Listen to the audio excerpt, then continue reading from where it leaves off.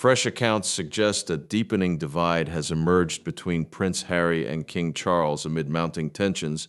2 brief minutes shattered the final thread of hope the prince had desperately clung to. Within the confines of a sealed palace chamber, King Charles positioned his son's urgent petition alongside a collection of confidential materials safeguarded by Sophie Wessex. He reviewed the closing section twice, set aside his spectacles, and issued a verdict so definitive that no counsel dared intervene. Harry's petition was denied, and the justification struck deeper than anticipated. Before we examine the true implications for the royal household, be sure to subscribe to stay informed on every development. Charles maintained contact with the petition as quietness enveloped the chamber. The petition sought restricted royal assignments, ongoing Windsor estate entry, authorized security during UK appearances, and acknowledged ceremonial standing for Harry's offspring. Royal assignments referred to official responsibilities conducted representing the crown, whereas ceremonial standing indicated a recognized presence at significant occasions minus complete working capacity. Approving these conditions would establish a unique pathway circumventing regulations applicable to all senior royals. Sophie had maintained the documentation within a confidential archive, with each section making the petition increasingly difficult to justify. Her preserved account featured dated consultation records, condensed private correspondence, and a protected chronicle of discussions Harry assumed had never entered any formal channel. The reliable confidant had compiled a sequence, not merely one passionate request. Harry had contacted individual relatives, assessed their understanding, and secured backing before submitting the petition, as though the household had already achieved mutual agreement. The king experienced the revelation intimately. He wasn't simply evaluating a suggestion. He was determining whether parental remorse could be leveraged to transform the crown.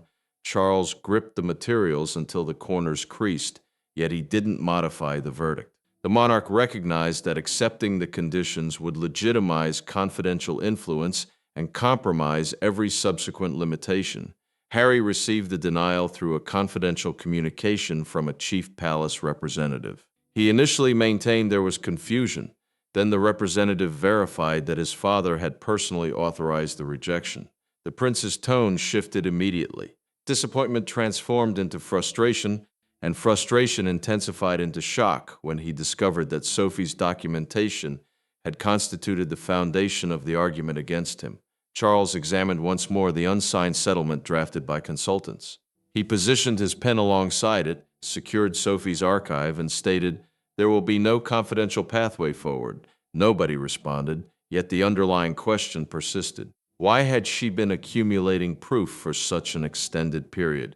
However, before the palace could comprehend the king's ultimate denial, it needed to address the 3 individuals whose confidential allegiances had converted a household petition into a royal emergency. Supporting the decree stood 3 individuals connected through kinship, obligation, and years of unaddressed suffering.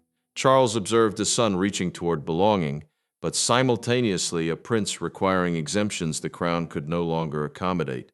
Harry observed a father concealing himself behind protocol. Sophie observed something distinct, a sequence of confidential assurances, psychological influence, and strategically scheduled petitions that could eventually compel the monarchy into a determination it had never independently selected. Charles bore the greatest internal struggle because he wasn't assessing a stranger. He recalled the injured younger son who had previously sought refuge within the household, yet now confronted a petitioner requesting royal advantages without embracing complete responsibilities. Constitutional obligations signified the king's responsibility to safeguard the monarchy's regulations and continuity, even when those regulations caused individual suffering. If he established one confidential exemption, every future limitation could be disputed through sentiment. Sophie comprehended why the archive had become problematic. She had participated in delicate household discussions as a composed intermediary trusted by both the departed queen and the current monarch to diminish conflict rather than generate it. Her documentation was never intended to discipline Harry. It was compiled to shield everyone from altered recollections, disputed assurances, and confidential discussions subsequently presented differently. Harry perceived only treachery. He had assumed the reliable confidant grasped his seclusion, apprehension, and conviction, that palace mechanisms consistently enclosed around him. When he discovered she had maintained dated documentation, he characterized it as monitoring. Sophie heard the charge in a confidential telephone discussion and didn't respond initially. She remained solitary beside the archive, contemplating whether quietness would have been gentler or whether quietness would have permitted influence to become strategy. The materials contained another dimension. One protected notation carried the designation of a senior royal, demonstrating she had not maintained the most harmful conversations independently.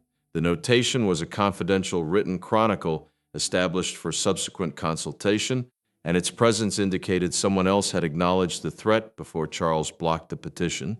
Harry challenged Sophie during an intense confidential conversation and inquired, "How extended a period were you documenting matters?" She didn't justify herself. She didn't fault the palace.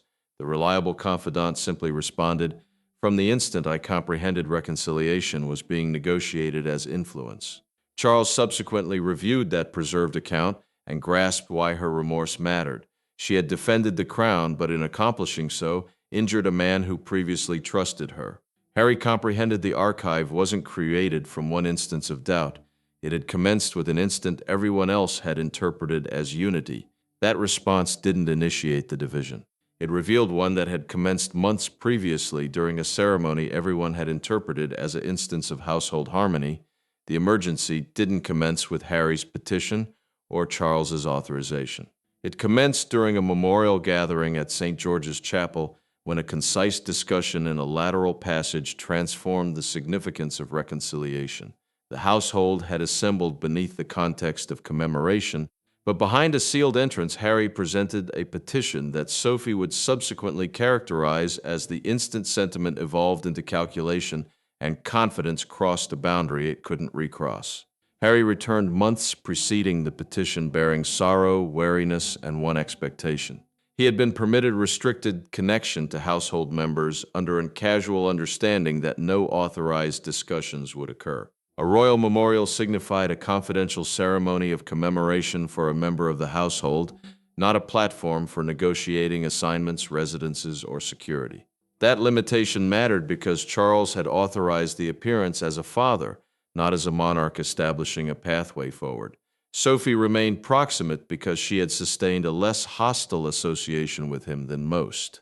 The reliable confidant had been requested to prevent conversations from evolving into confrontations, and she assumed her function was to defend a delicate tranquility. Harry appeared composed until the gathering concluded. Then he guided her into the passage and requested her to convince Charles to ensure Windsor housing and authorized security before he committed to subsequent household appearances. Sophie halted at the stipulation. She had assumed the appearance was individual, while he maintained he couldn't expose his wife and offspring without solid assurances. Windsor housing signified a dwelling made accessible through the royal establishment, and security signified protection organized through acknowledged state or palace mechanisms. These conditions would convey status, expense, and public significance far beyond one household appearance. Harry intensified when she declined to convey the requirement confidentially. He charged her with defending the establishment instead of the individuals confined within it. Sophie responded that reconciliation couldn't commence with stipulations concealed from the individual anticipated to approve them. The statements registered sharply, and neither attempted to moderate them. Sophie documented the conversation that evening in a preserved account and transmitted a protected copy to the monarch's confidential administrator, the chief representative who manages the king's most delicate affairs. Across the package, she inscribed, "To be accessed exclusively if subsequent conditions are contested." Harry contacted the chapel entrance before departing, but he didn't access it. Sophie observed him depart, then located a creased seating designation on the surface. Within were the handwritten designations of relatives he intended to contact independently. By the period those designations materialized again within his authorized petition, Charles recognized the petition wasn't simply a request for compassion, and father and son were positioned face to face. There were no recorders, no consultants articulating over the quietness, and no ceremonial terminology to moderate what transpired. Charles entered the confidential chamber bearing Harry's petition while his son positioned beside the fireplace declining to be seated. Between them existed years of charge, sorrow, and unsuccessful reconciliation. Then the king positioned Sophie's notation on the surface, and Harry comprehended this was no extended a discussion about returning belonging. It was an accounting. Charles had approved one ultimate consultation before issuing the rejection. He required to ascertain whether the petition was a genuine attempt at reconciliation or a requirement for royal standing on confidential conditions. The petition was an authorized written petition requesting the monarch to sanction particular advantages, and this one pursued temporary housing, occasional household appearances, and defended connection without complete royal assignments. Harry entered anticipating discussion because consultants had already drafted a gentler settlement. Harry examined Sophie's notation, and his frustration intensified. A notation was a confidential written chronicle utilized to maintain significant details, and her material contained the passage discussion, the seating designation, and the designations of relatives he had contacted. The prince stated confidential household statements had been converted into authorized proof. Charles responded that confidential statements evolved into public influence when they were utilized to affect the crown. The chamber transformed when Harry charged his father with treating him as a threat rather than a son. Charles abandoned the composure he had struggled to sustain. He informed him affection couldn't require the monarchy to relinquish every regulation whenever suffering entered the chamber. The king's tone fractured, but his determination didn't. Harry ultimately acknowledged he had contacted multiple relatives because he assumed palace consultants would obstruct him before his father heard the complete suggestion. He maintained he had been establishing backing, not generating influence. Charles then disclosed that one relative had initially supported the petition, but withdrew after reviewing the seating designation and acknowledging a coordinated attempt to encircle the monarch with confidential assurances. Harry withdrew the seat so forcefully that it contacted the surface. Charles didn't react.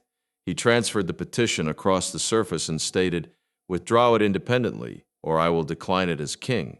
The son observed the father, then at the authorization section, and declined to eliminate a singular statement. Quietness evolved into the response between them. Harry assumed surrendering the terminology would signify acknowledging his intentions were deceptive. Charles grasped the contrary. Maintaining it unchanged would compel him to select obligation with no settlement remaining to conceal behind. Harry declined to withdraw a singular statement, compelling Charles to disclose who genuinely possessed the authority to terminate every unauthorized pathway forward into royal existence. The authorization belonged to Charles, but the determination had been influenced by a discrete network of individuals who grasped that one exemption could redesign the monarchy's limitations. Attorneys examined the petition. Officials assessed its ramifications. William contemplated what it would signify for the subsequent reign, yet the most significant figure remained Sophie, positioned at the perimeter of the assembly surface with an archive she had never intended to access publicly. Charles maintained the ultimate authority, but that capability offered no reassurance. The monarch could determine household connection, ceremonial involvement, confidential dwellings, and unauthorized royal configurations, while security inquiries still required administration consultation. Ceremonial involvement signified manifesting at significant royal occasions without necessarily bearing complete working assignments. That differentiation mattered because Harry's return could appear individual on documentation, while bearing the public significance of royal endorsement. William supported an explicit denial because he apprehended temporary accommodations would evolve into permanent anticipations. Once Harry positioned alongside the household again, the subsequent king recognized every manifestation would be interpreted as restoration. The prince simultaneously grasped that public connection conveyed prestige, authority, and security, even without the discipline, restrictions, and responsibility demanded of active participation. Charles resisted that determination. He inquired whether a limited settlement could maintain household dignity without compromising royal sequence. The king desired capacity to function as a father, yet every gentler alternative seemed to establish a confidential exemption the establishment would subsequently struggle to eliminate. Sophie experienced the influence transform individual when he requested her to articulate aloud the portion characterizing Harry's independent contacts to relatives. Her tone wavered once, then stabilized. The reliable confidant clarified that one suggested accommodation would designate subsequent appearances as individual household participation, while still permitting them to convey the symbolic influence of royal endorsement. A royal endorsement signified the visible sanction of the crown, even without an authorized declaration. William identified the terminology as the central threat. Harry could regain the prestige of proximity while circumventing the limitations that had previously made royal existence unbearable to him. Sophie reduced the archive after completing, and Charles comprehended the petition had been constructed to obtain benefit without complete return. The assembly dispersed, but Charles remained positioned. He requested Sophie whether she assumed his son had intended to mislead him. She responded cautiously, "I assume he intended to abandon you no painless selection." William observed his father absorb the response and stated nothing. Sophie secured the container, recognizing the determination was now definite. While Charles confronted the expense of establishing it independently, the king ultimately grasped the construction of the petition, but once his denial became authorized, the psychological expense descended immediately on those who had anticipated the household might still be restored. The denial materialized without protocol. No public declaration accompanied it, no palace representative offered reassurance, and no revised suggestion remained connected. Harry received a singular authorized transmission verifying that his petition for Windsor connection, authorized security configurations, ceremonial acknowledgement, and restricted royal assignments had been declined. For multiple seconds, he stated nothing. Then he requested one devastating inquiry. Had his father rejected the petition or rejected him? Harry reviewed the authorized determination again, investigating for a passage that might abandon capacity for discussion. The authorized transmission was an authorized written announcement bearing the king's authority, and its terminology made explicit that no confidential petition would re-access the subject. That mattered because every previous attempt had depended on relatives conveying communications around palace consultants. Now, even those concealed pathways had been terminated. The prince commenced moving as his concentration returned to one section. Confidence couldn't be restored through conditional involvement. He grasped what it signified. Charles assumed reconciliation had been connected to housing, security, and public standing. Harry observed something more severe. He experienced his father had consumed his apprehension for his household and converted it into demonstration that he couldn't be trusted. The ramifications materialized rapidly. Harry's suggested household appearance was postponed because the Windsor dwelling and security structure he had petitioned were no extended accessible through royal authority. A security structure signified the approved scheme determining who would defend him, where that defense would implement, and who would regulate it. Without that agreement, the appearance couldn't advance as scheduled. Sophie discovered of his response through a preserved briefing from the palace representative who transmitted the denial. She departed a household gathering maintaining herself assembled, then collapsed once solitary.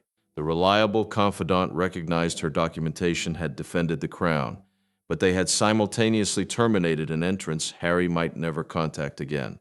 The deeper impact materialized when he discovered that Charles had rejected even the gentler settlement drafted preceding their confrontation. The king had previously contemplated temporary housing and restricted household appearances, yet the face-to-face consultation solidified his position completely. A fresh palace directive simultaneously prohibited relatives from assuring dwellings, assignments, security, or public appearances without written royal sanction. Harry creased the denial carefully, positioned it within Sophie's previous seasonal designation, and secured both within a compartment. Across the palace, she eliminated her copy of that identical designation from a surface and grasped that their final individual connection had evolved into proof of what they had abandoned.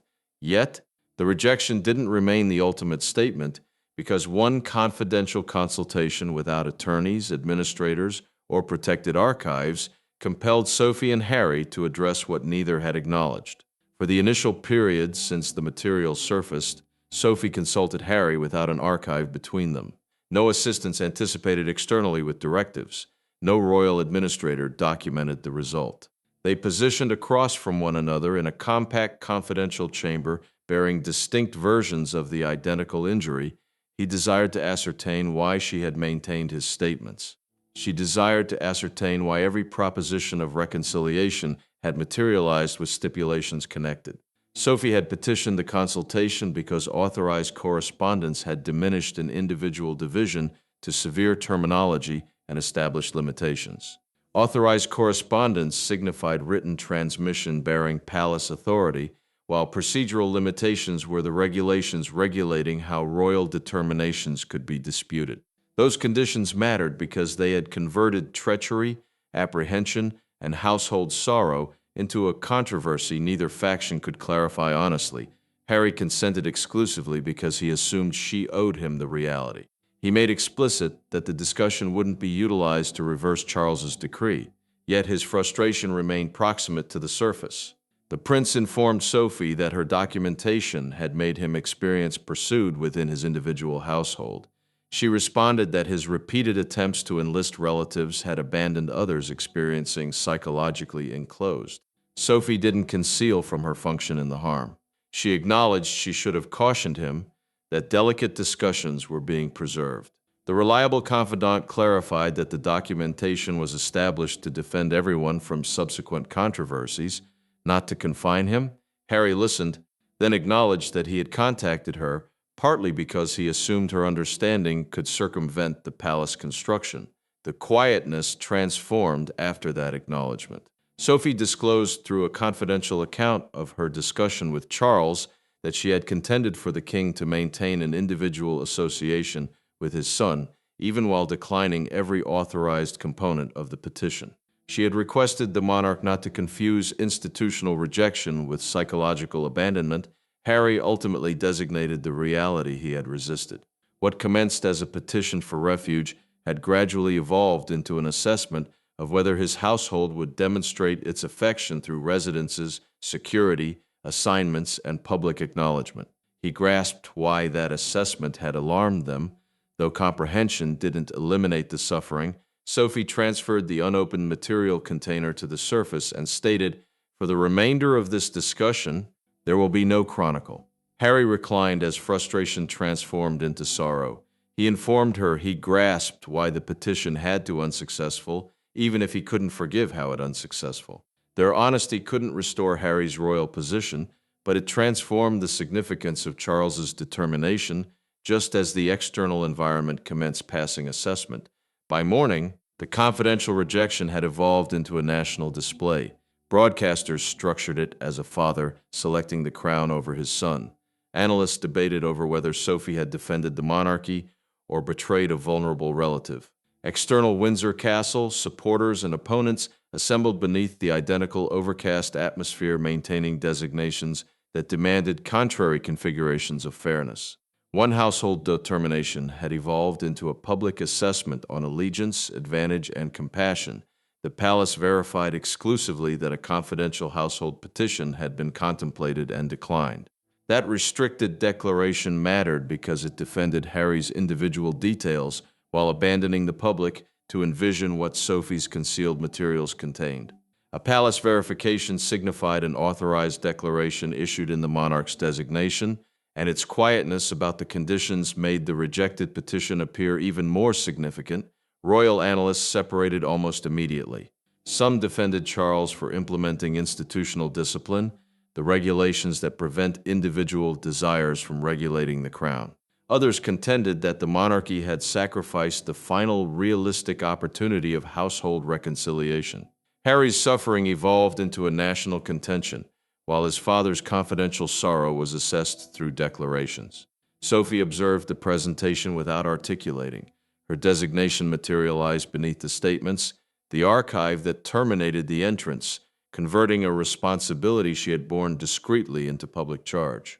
The reliable confidant recognized the materials had prevented influence from evolving into strategy, yet she simultaneously recognized millions now observed her as the individual who had obstructed an injured prince. Charles endured the identical assessment from another orientation. A presenter characterized him as a sovereign initially and a father secondarily, and the king visibly reacted before requesting for the transmission to be terminated. A sovereign signified the reigning monarch, the individual required to position the crown's continuity above confidential preference. He grasped the obligation. Hearing it utilized against his affection for Harry still penetrated deeply. The controversy solidified when a publication printed in vacant seat within St. George's Chapel beneath the declaration "No position reserved." The representation indicated that Harry had abandoned any automatic pathway forward into royal existence. External Windsor's Henry VIII entrance, an aged combatant, positioned a handwritten designation among the arrangements. Obligation without compassion is severe. Compassion without obligation is threatening. That designation materialized across evening transmissions. Sophie reviewed the statements twice. Charles subsequently requested for it to be transported within, acknowledging that one stranger had grasped the struggle more explicitly than every declaration. For Harry, the communication exposed the reality. Neither affection nor obligation could survive if one erased the other. With the nation separated and the household stripped of justifications, Charles drafted to define what his denial genuinely signified, not as discipline, but as the monarchy's ultimate limitation. The significance of Charles's determination was ultimately established, not by the disclosed materials, the intense declarations, or the contentions external Windsor. It was established in a confidential communication the king transmitted to his son after every authorized pathway had terminated. The communication offered no restored designation, no ceremonial position, and no concealed settlement. Instead, it established the ultimate boundary between Harry's position in the household and the royal function he could no extended reclaim. Charles made the conditions unmistakable. The rejection would remain permanent unless Harry one period accepted complete royal obligation under the identical regulations, examination, and limitations confronted by every working member. Complete royal obligation signified bearing authorized assignments for the crown while accepting public restrictions, political neutrality, and constant responsibility. The king wouldn't establish a confidential version of participation constructed around one individual's requirements. The monarch simultaneously separated household connection from institutional advantage. Harry could still be welcomed as a son, articulate confidentially with his father, and participate in individual household instances. He wouldn't, however, return as an unauthorized working prince. That limitation mattered because affection could survive without designations, while the crown couldn't survive if affection evolved into a pathway around its individual regulations. Charles acknowledged in the communication that obstructing the petition had caused him deep sorrow. He inscribed that approving it would have converted affection into a confidential mechanism of exemptions. Harry reviewed those statements solitary and ultimately grasped that his father had not erased him from the household. The king had declined to permit household suffering dictate the construction of the monarchy. Sophie's concealed materials were protected again under Charles's direct directive. A royal archive signified the defended collection where delicate household and institutional documentation are maintained. The reliable confidant observed the archive disappear into that mechanism, recognizing it had resolved one emergency without evolving into an instrument for endless humiliation. The king then commanded that no relative could reference, disclose, or utilize the materials in subsequent controversies. That instruction defended Harry from permanent exposure while maintaining the determination that had terminated his petition. Subsequently, Harry transmitted Sophie a handwritten communication. "I grasp why you maintain the chronicle. I desire we had articulated before we required one." She reviewed it twice, secured the archive, and contributed nothing. The monarchy emerged injured but more explicit, having selected separation over a reconciliations constructed on unequal conditions. The petition was terminated, the materials were protected, and the crown's response stood complete. Harry remained the king's son, but he would never again define the conditions of his royal return. Thanks for observing. Please don't forget to appreciate and subscribe, and we will encounter you in the subsequent one.